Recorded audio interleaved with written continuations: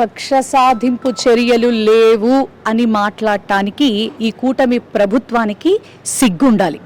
ఎందుకంటే వైఎస్ఆర్ కాంగ్రెస్ పార్టీ నేతల మీద, అలాగే కోడిని కోసిన లేకపోతే పొట్టేళ్లని కోసుకున్న ఒక క్రిమినల్స్ని తీసుకెళ్తున్నట్టుగా రోడ్ల మీదకి తీసుకెళ్లడం, మరి వాళ్ళని జైళ్ళల్లో పెట్టి అక్కర్లేని సెక్షన్స్ అన్నీ కూడా వాళ్ళ మీదకి ఆపాదించి ఇష్టారాజ్యంగా వాళ్ళని మరి హింసలు పెట్టడం, నిజంగా తమ పార్టీకి సంబంధించిన నేతలే డ్రగ్సుల్లో దొరికిపోతున్నా, ఆడవాళ్ళకి అన్యాయం చేస్తున్నా, హత్యా రాజకీయాలు చేస్తున్నా మసిబూసి మారేడుకాయ చేసి స్టేషన్ బెయిల్ ఇచ్చి బయటికి పంపించేయటం, కక్ష సాధింపు చర్యలు చేయట్లేదని మీరు ఎలా చెప్తారు? అసలు ఏదన్నా ఒక విషయంలో ఈ ప్రభుత్వం ఫెయిల్యూర్ అయ్యింది అంటే ఎవరో ఒక నాయకుడిని మీరు టార్గెట్ చేయటం. నిన్న కాకముందు మా కేఎన్ఆర్ సార్ని, అంతకుముందు శ్రీహరి గారిని, అంతకుముందు కృష్ణమోహన్ రెడ్డి గారిని, ఇలా ధనుంజయ రెడ్డి గారిని, ఒక్కళ్ళు కాదు ఇద్దరు కాదు, చెవిరెడ్డి భాస్కర్ రెడ్డి గారు, అవినాష్ రెడ్డి గారు, అలాగే మరి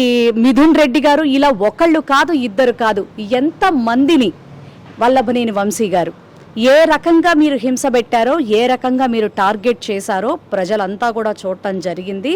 మీరు మసిబూసి మారేడుకాయ చేసినంత మాత్రాన, మేకవన్న పులి వేషాలు వేస్తూ మరి ప్రజలకి ఏదో చెప్పేద్దాం అనుకున్నంత మాత్రాన ఎక్కడా కూడా ఈసారి మీ యొక్క పప్పులు ఉడికేటటువంటి పరిస్థితే లేదు.